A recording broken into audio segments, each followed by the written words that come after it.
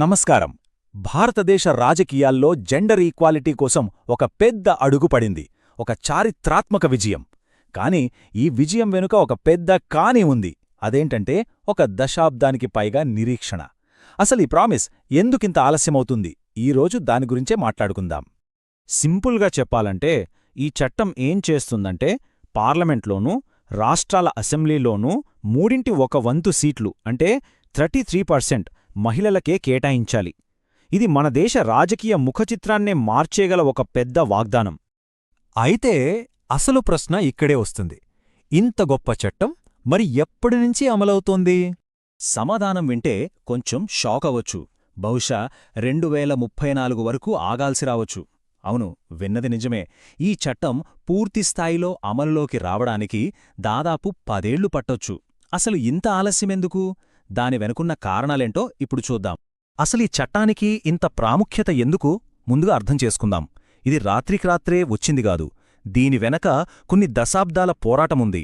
ఎన్నో ఏళ్ల నిరీక్షణ ఉంది. ఒకసారి ఈ టైమ్లైన్ చూస్తే ఫస్ట్ టైం మహిళా రిజర్వేషన్ బిల్లును ఇంట్రడ్యూస్ చేసిందెప్పుడో తెలుసా? 1996లో. అప్పట్నుంచి 2023 వరకు, అంటే దాదాపు 27 ఏళ్లు.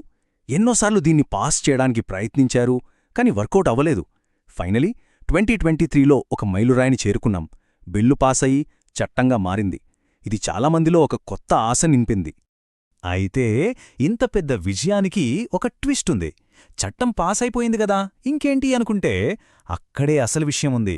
దీని అమలు వెంటనే జరగదు. మరి ఎందుకీ ఆలస్యం? ఏంటి కారణం? మన మాజీ chief election commissioner SY Quraishi ఏమన్నారంటే, చట్టం అమల్లోకి రావడానికి ఒక దశాబ్దం కంటే ఎక్కువ టైం పడుతుంది.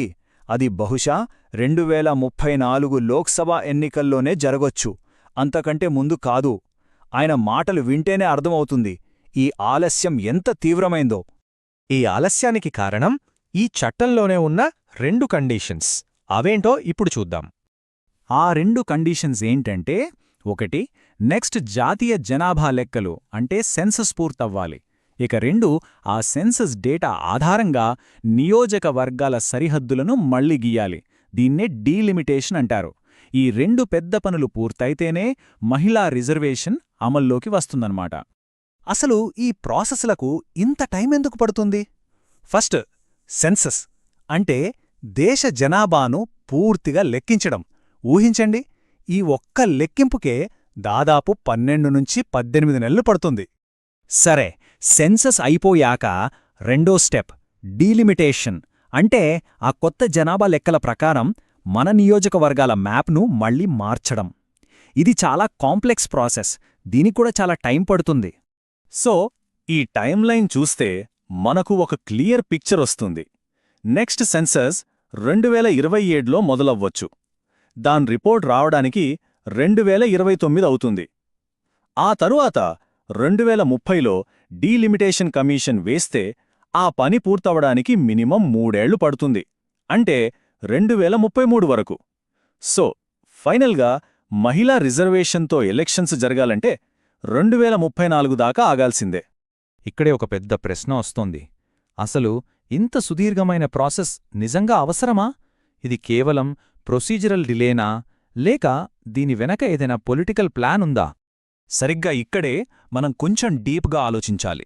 ఈ ఆలస్యం కేవలం టెక్నికల్ రీజన్స్ వల్ల, లేక ఇదొక పక్కా పొలిటికల్ స్ట్రాటజీనా? ఈ కంపారిజన్ చూస్తే విషయం క్లియర్గా అర్థమవుతుంది. చూడండి, ఇప్పుడున్న పార్లమెంట్లో 543 సీట్లు ఉన్నాయి. అందులో 181 సీట్లు మహిళలకిస్తే దాని అర్థమేంటి? 181 మంది సిట్టింగ్ ఎంపీలను, ఎక్కువగా మగవాళ్లనే పక్కకు తప్పించాలి. కానీ భవిష్యత్తులో పార్లమెంట్ సీట్లను 880కి పెంచారనుకోండి, అప్పుడు సిట్టింగ్ ఎంపీలను ఎవరినీ కదపకుండానే కొత్తగా మహిళల కోసం సీట్లు క్రియేట్ చెయ్యొచ్చు. చూసారా తేడా? సో ఇక్కడ విశ్లేషకులు చెప్పేదేంటంటే, ఈ ఆలస్యం అనేది పురుష రాజకీయ నాయకులు చేసుకున్న ఒక కాంప్రమైజ్ అట.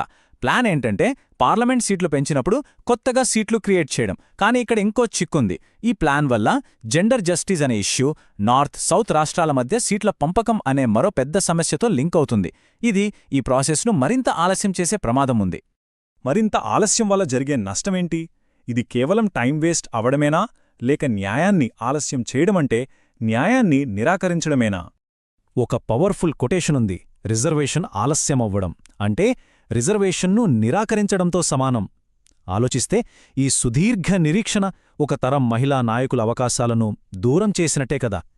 ఒక పొలిటికల్ ప్రామిస్ పేపర్ మీద చట్టంగా మారుతుంది, కానీ దాని రిజల్ట్స్ చూడటానికి ఒక దశాబ్దానికి పైగా ఎదురుచూడాల్సి వస్తే అసలు ఆ పురోగతి వెనుక ఉన్న నిజమైన ఉద్దేశమేంటి? ఈ ప్రశ్నతో ఈ విశ్లేషణను ఇక్కడితో ముగిద్దాం. ఆలోచించండి.